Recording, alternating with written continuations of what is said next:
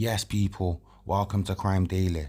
Online paedophile Abdul Ilahi has been jailed for 32 years at Birmingham Crown Court after blackmailing victims into committing sickening child sex abuse while targeting almost 2,000 people.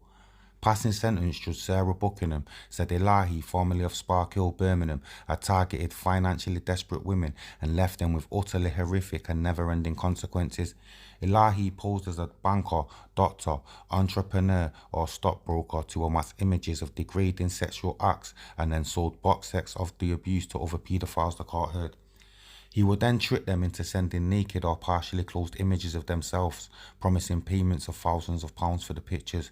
The National Crime Agency describes the crimes of Ilahi as some of the most sickening sexual offending it has ever investigated. Judge Buckingham said he had caused such distress while bullying and threatening women and girls that some had considered taking their own lives. The judge told Ilahi, "You seemingly sneered in the face of their despair and suggested that they should just record their efforts." The judge added, "Your distribution of indecent images was on a vast scale which allowed you to make money. The true number of your victims likely runs into the thousands. You inhibited a raft of sugar daddy websites targeting financially desperate women. In some cases, they could not afford to eat. You plainly derived pleasure from the agony you caused with complete disregard for your victim's suffering. There was a sadistic element to your offending, demonstrated through the blackmail and the relentless targeting of children and young adults." The judge also ordered Ilahi to register as a sex offender for life. The 26-year-old has admitted 158 charges committed against 72 complaints and is believed to have tried to exploit victims globally in 34 different countries. His offending spanned a 3-year period from 2017 to 2019, with some offences committed while he was on bail and subject to a sexual risk order. Abdul Ilahi, over a 3-year period, targeted vulnerable women and children online. He presented himself as a wealthy man who could pay for intimate images of these women who were in debt and struggling and desperate for cash in some circumstances. Ilahi never had any intention of paying for these images. He didn't have the funds that he was offering to his victims. Once the initial images were provided by these women, he would then collect personal information about them and use this to blackmail and threaten them. The women that were targeted were so scared to say no because they were threatened and they were defenceless. Ilahi went on to request serious sexual images and degrading and humiliating acts. He then posted these online, trading them with like-minded individuals and also schooling them in how to commit this type of offence. The scale of the distribution of these images was commercial, it was vast, and the profit he made from it substantial. To give you an idea of the scale of this offending, the NCA believe over 500 women were targeted in the United Kingdom alone. However, Ilahi's offending didn't just rest within the UK, his offending stretched worldwide. It's believed about 2,000 women were targeted across the world.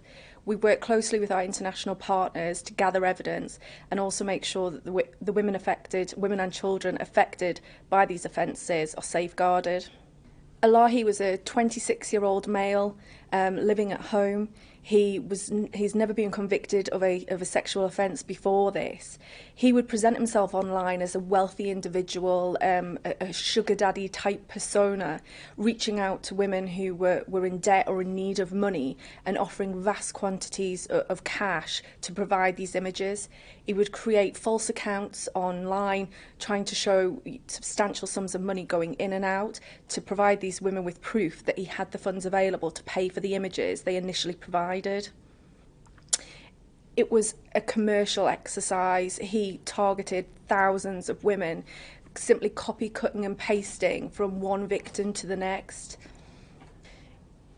The indecent images that were traded online were vast. It was a commercial exercise, and the financial gain that he made from it considerable. The full extent of it is not known. He would often request from the people buying these images from him online vouchers. He would then use these vouchers to buy high-end electrical goods and then selling them on for a lower value to obviously obtain the cash from it. Ilahi's been prosecuted for 158 offences. These represent serious sexual offences, blackmail and fraud.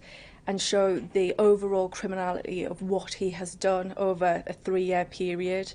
The victims that have come forward and supported this case have helped protect the public from a serious, dangerous predator.